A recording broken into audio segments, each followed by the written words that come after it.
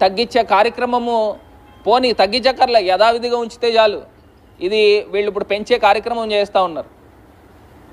చంద్రబాబు నాయుడు గారు విజన్ 2047 అంట ప్రధానమంత్రి గారితో చర్చించారట. ఇన్ని పచ్చి అబద్ధాలు ఆడుతూ ప్రజల్ని ఇంత మోసం చేస్తూ కార్యక్రమాలు చేస్తూ ఉన్నారు. ఇది కాకుండా ప్రధానమైన అంశము రాజమహేంద్రవరానికి వద్దాము. రాజమండ్రిలో ఇక్కడ ఉన్న ఈవీఎం ఎమ్మెల్యే గారు ఆయన మొన్న ఈ లిక్కర్ సిండికేట్ వాళ్ళందరితో పాటు మీటింగ్ పెట్టారంట. నా నోటీస్కి వచ్చింది. మాకు 6 షాపులు వదిలేయాలంట. రాజమండ్రిలో 28 షాపులు ఎన్నో ఉంటే 6 షాపులు మాకు వదిలేయాలి అని చెప్పేసి ఆయన పెట్టిన కార్యక్రమం ప్రపోజల్. వాళ్ళు చేసుకుంటారంట 6 షాపులు. లేని పక్షంలో 25 నుంచి 30% వాటా ఇవ్వాలంట. మొత్తం రాజమండ్రి ఎన్ని షాపులు ఉంటే అన్ని షాపులకి వాటా ఇవ్వాలంట. అసలు ఇది ఎక్కడ ప్రభుత్వం అని అడుగుతా ఉన్నా. వీళ్ళ ఎమ్మెల్యేలు నేను ఇవాళ ప్రతి ఒక్కరికి కూడా భరోసా ఇస్తూ ఉన్నాం. వైఎస్ఆర్ కాంగ్రెస్ పార్టీ భరోసా ఇస్తూ ఉంది వ్యాపారస్తులందరికీ కూడా. ఎవ్వరు ఏ సిండికేట్లు ఆపేదానికి లేదు. మీరు నిజంగా మీరు వ్యాపారం చేసుకోవాలి పద్ధతి ప్రకారం అంటే చేసుకోండి. మీరు ఎన్ని టెండర్లు వేసుకోవాలంటే వేసుకోండి.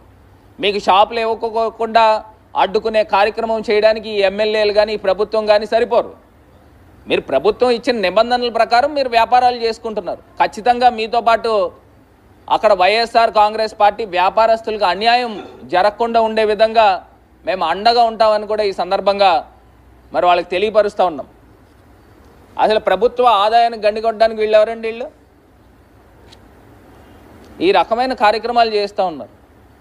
ఇంతకన్నా దారుణము ఇంకొక అంశం లేదు. అదేవిధంగా రాజమండ్రిలో మీరు చూస్తే రోడ్లు ఎంత అధ్వానంగా తయారవుతూ ఉన్నాయని అంటే మెయింటెనెన్స్ లేదు.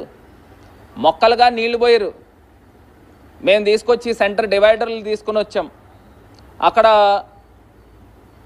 కంబాల్ చెరువు దగ్గర లలితా జ్యువెలర్స్ ఆ ప్రాంతం దగ్గర చూస్తే అక్కడ జంక్షన్ కొట్టి మా గవర్నమెంట్లో మేము ఉంటుండగా కొట్టి 5 నెలలు అవుతా ఉంది. దాన్ని ఇప్పటిదాకా డివైడర్లు కంప్లీట్ చేయలే. అక్కడ మదర్ తెరిసా పార్క్ ఉంది, చిరంజీవి పార్క్. ఆ పార్క్ని పూర్తి చేయరు. ఎన్ని రోజులు పెట్టుకుంటారు? అసలు గవర్నమెంట్ రన్ అవుతుందా? అసలు ఏమన్నా కార్యక్రమాలు చేస్తున్నారా? ఇదివరకు రాజమండ్రి కలకల్లాడుతూ ఉండేది. నేను స్వామిమాల వేసుకుని భవానీమాల వేసుకుని చెప్తా ఉన్నా. ఇవాళ చూస్తూ ఉంటే బాధ అనిపిస్తూ ఉంది. ఆదివారం అయితే ఎక్కడ రాజమహేంద్రవరం చుట్టుపక్కల ప్రాంతాల నుంచి వేల మంది వచ్చేవారు. సండే అయితే ఇవాళ వస్తూ ఉన్నారా అని అడుగుతా ఉన్నా. అందులోని పండగలు జరుగుతూ ఉన్నాయి.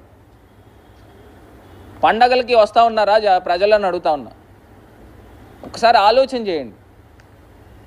మనము గతంలో ఉన్నప్పుడు పండగ టైంలో అసలు కంబాల్ చెరువు కానీ లేకపోతే ఆ హ్యాపీ స్ట్రీట్ ప్రాంతం కానీ వెళ్తూ ఉంటే కళకళలాడుతూ పండగ వాతావరణం కనబడుతూ ఉండేది.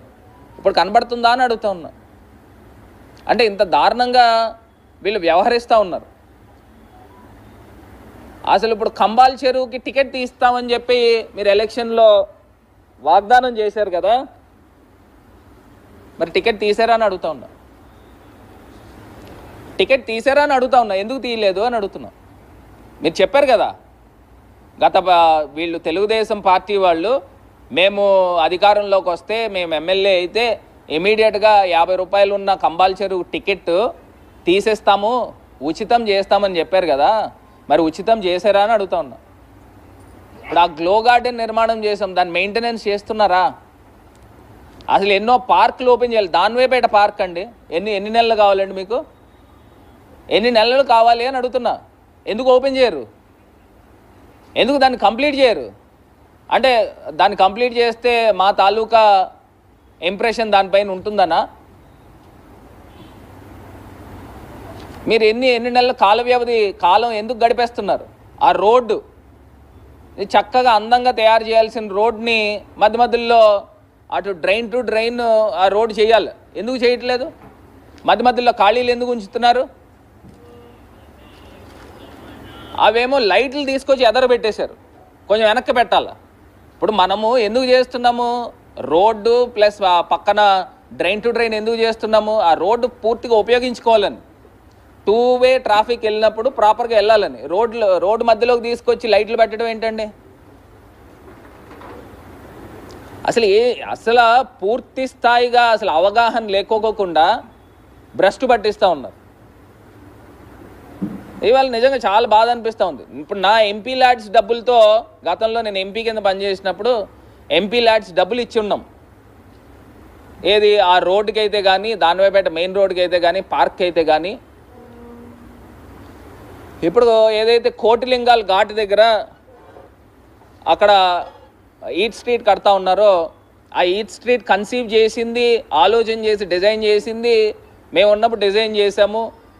దానికి కూడా ఎంపీ ల్యాడ్స్ ఫండ్స్ ఇచ్చాను. సుమారుగా ₹1 కోటి దగ్గర ఎంపీ ల్యాడ్స్ ఫండ్స్ ఇచ్చాం. ఇప్పుడు ఏదో వాళ్ళు వచ్చారు, వాళ్ళు ఏదో చేశారు అనేది ఏం కాదండి.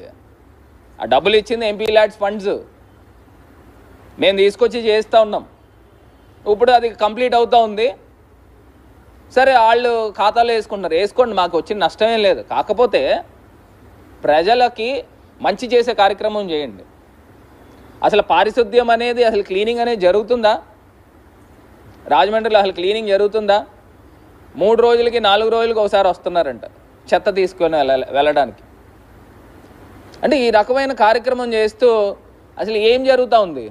ఇప్పుడు మోరంపూడి ఫ్లైఓవర్ అండి, ఓపెన్ చేసి సుమారుగా 1.5 పైన అయిందన్న, 1.5 మంత్ అయిందండి. ఓపెన్ చేసిన తర్వాత దానిపైన లైట్స్ ఎందుకు పెట్టలేదండి? లైటింగ్ ఎందుకు పెట్టలేదు? మధ్యలో వాళ్ళు డివైడర్స్కి సంబంధించి సైడ్ లైన్స్ కానీ, స్టడ్స్ కానీ ఇవన్నీ కూడా పెట్టాలి కదా. ట్రాఫిక్ సిగ్నల్స్కి సంబంధించి ఆ స్టడ్స్ కానీ ఇవన్నీ పెట్టాలి కదా ట్రాఫిక్ పాయింట్ ఆఫ్ వ్యూలో. అప్రోచ్ రోడ్డు కూడా పూర్తి చేయాలి. అంటే ఎలా ఉందంటే, ఆ ఫ్లైఓవర్ దాన్ని ఇంకా అందంగా వస్తే, ఎంత అందంగా తయారైతే అది భారత్కి అంత క్రెడిట్ వస్తుందని దాన్ని మొత్తం అంతా కూడా రూపం లేకోకుండా చేస్తూ ఉన్నారా అని అడుగుతా ఉన్నా. నేను నేషనల్ హైవే అధికారులకు కూడా మాట్లాడతాం, మీరు లైటింగ్ ఇప్పటిదాకా ఎందుకు పెట్టలే, అసలు మీరు ఎందుకు ఓపెన్ చేశారు? పూర్తిగా కంప్లీట్ కావాలి కదా.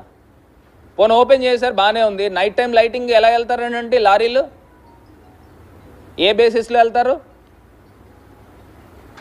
ఆ మాత్రం